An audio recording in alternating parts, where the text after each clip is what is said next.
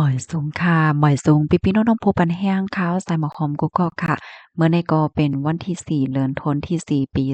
2025ในตอนรายการเฮาค่ะตอนในเดี๋ยวเนาะพี่น้องค่ะมารับถมด้วยข่าวเงาลายตั้งปอตอนเมืองใต้ปอจ้านและปอดห้องว่าหนังในค่ะเอาค่ะออนตั้งเปิ้นในที่ก็เฮาค่ะมาถมด้วยข่าวเงาลายตั้งปอตอนเมืองใต้ปอดห้องออนตั้งค่ะเนาะซึ่งมานเอาเฮิรมินตึกและโตรนปล่อยหมากเตื้อยากนเมืองรู้สึงสายใจหาเกาะหมาดเจ็บ10เกาะในจะเว้งหนองเขียวในอ้อม ตั้งเอาวันที่21เดือนธันวาคมที่3ต่อพอถึงวันที่1เดือนธันวาคมที่4ปี2025นั่นซึ่งมานเอาเฮิรมินตึกและโตรนปล่อยหมักสีตึงยากนเมืองลูเซงสายใจหาก่อแลมาเจ็บแทง10ก่อคืนเยก้นหวานลูกก๋วยนับ10ในเปิ้นตีจะเว้งหนองเขียวอันซึกด้างเทียน LA กุ้มกำอันซึกมานเปิดหน้าซึกในเป็นว่ายอิงสันแผ่นลินไว้อันมีรองลูดซุ่มใหญ่ลงเมื่อวันที่28เดือนธันวาคมที่3ปี2025นั่นสิตื้นแหนนำใจสึกว่าเขาตื้นตั้งใจตาให้อาณาเขายินยาวก้อยอำไลด้วยหันถึงตั้งตุกข่ายหยับผึดอันก้นเมืองคบทบแลจอยแกดแขด้วยถึงสังปันในออกเมื่อวันที่21เดือนธันวาคมปี2025กลางในซึ่งมานเอาเฮอร์มินจากฝ่ายตาแซนวาย12ปล่อยหมากดินเนอร์วานลอกพานอมไม่ดีอมหมากค่าแลจอกจ้านสีเตื้อยาเฮิรนเยก้นหวานลูกก่อยกว่าเป็นอะไรหลังวันที่22เดือนธันวาคมปี2565ซึ่งมานเอาโตรนปล่อยหมากสีลูกดิวานอมหมากค่าเสเตื้อยาก้นหวานก่อหนึ่งหมาเจ็บและเฮิรนเยลูกก่อย1หลังก้นในปื้นตีลาดว่าซึกมานขึ้นเขาก้มกำไหลปื้นตีต้องคำอันมีตั้งจ้านจะเว้งหนองเขียวนั่นเมื่อวันที่25เดือนธันวาคมปี2025ในออวันที่26เดือนธันวาคมปี2025เข้ายาม6โมง6ค่ำซึกมานเอาเฮอมินตึกแจกฝ่ายตาปล่อยหมากคาลูกเหนือวานอมหมากคา3เสือตรงแส่เสียวแลไหน อันแลดังวันสวยหย่องปิ่นหมากสองหมากสองลูกค้าตกแตกดินในวาน3สือเตื้องยาก้นหวานลูกเสียงสายใจสีกอบผู้ใจ2กอบผู้หญิง2กอบก้นเฮิรนเหลียวกันแลเฮิรนก้นหวานลูกกวายป้าแทงสีหลังหมากแทง2ลูกโตกแตกตีวานอมหมากฆ่าเตื้องยาก้นหวานสีก็หมัดเจ็บแลเฮิรนเยลูกกวายแทงสีหลังหมากแทงลูกนึงตกแตกดินในวานตนหย่องค้ำสวยหย่องปิ่นเตื้องยาเฮิรนก้นหวาน ลูกกวาย2หลังนะคะวันที่28เดือนธันวาคมปี2025ยามวัยวันหมอก1โมงวายอิงสันใหญ่ลงแห้งที่สุดหิมเวงเหลอมันตะเลยยาวค่ะเนาะซึ่งมานเอาเฮอร์มินตึกปล่อยหมาก8ลูกเนอว่านนองแหลงนองหลงการจี้เตื้อยาเฮิรนเย10หลังวันที่30เดือนธันวาคมปี2025ข่าวยาม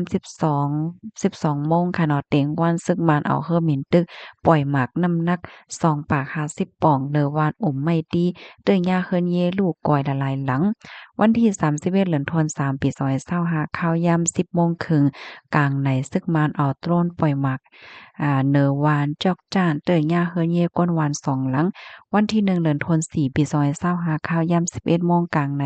ซึ่งมันเอาโตรนปล่อยหมากเนอวานอมไม่ดีและด่างวาน3เสือตรงแสะเตื้อยา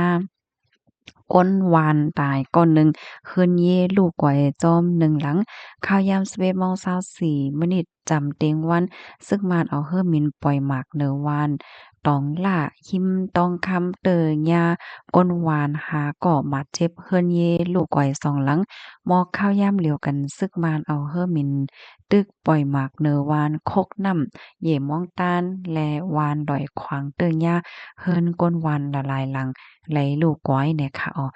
ค่ะอันนี้ก็เป็นไล่โหยอย่ำมันค่ะเนาะตั้งพอตอนเว้งหนองเขียวข้อมูลในคาลิปีมาดีก้าวงอสนเลยก้นจึงได้ SXRF ออกไว้นะคะเป็นเพิ่นตำเงาลายนะคะอันนี้ก็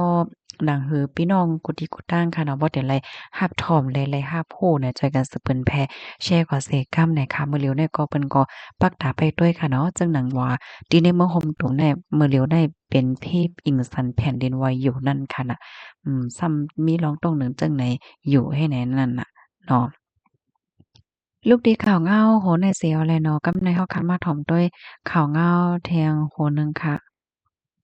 ข่าวเงาที่ฮู้นึงได้แต่ก็เป็นเพไฟค่ะเนาะอะโลยมื้อเหลียวในเพราะว่าเพเนี่ยก็เตะเลยว่าเพสังสิงอะไรก็บ่ฮู้เนี่ยค่ะเนาะซัมป้อมใครว่าหือเหย้าเนี่ยค่ะนะเพอันหนึ่งเหย้าอันหนึ่งเนาะกับแน่ซ้ำเป็นไฟไหม้เนี่ยค่ะเนี่ยไ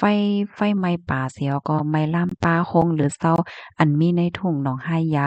มื้อวันที่3เดือนธันวาคมที่4ปี2025เมื่อวานนี้ก้อยค่ะยามโหค่ำไฟไหม้ป่าสิไล่ไหม้ลามปาคงหรือเซา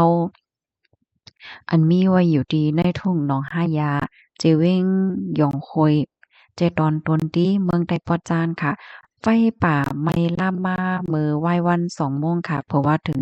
หัวค่ำ5โมงนี่ก็ไหม้กว่าป่าคงหรือเซาเสเลยฮู้ว่าไฟไหม้ตีนั้นต่อถึงหัวค่ำ6โมงครึ่งลองโลดซุ่มมีกะหือได้ก็ไปเลยโฮดแดดต่อเลยค่ะก้นปื้นดีก็หนึ่งลัดในว่ายินว่าไฟป่าล่ามไหม้มาเนี่ยค่ะคงลือเศร้าแต่ก็เลยฮู้ว่าไหม้หมดจุ่มฝ่ายแก่ไฟเขาหลายตีหลายตั้งเอาก้าแปดลำมาฮอดมาคบจอยถึงมาโหค่ำ6โมง45นิดนั่นไฟจังหมดกว่าก้นวันเขาก็อ่อนกันกว่าโคตรไฟจ่อยอยู่เนี่ยค่ะคงลือเศร้า ห้องลือเศร้าอันใดค่ะเนาะมีฝ่ายออกหนองห้ายยามีหิมหวานมาจิศีลฝ่ายของเมืองศอกในเสห้องลือเศร้าตีนั้นในค่ะเมื่อพ้องแผ่นดินไหวนั่น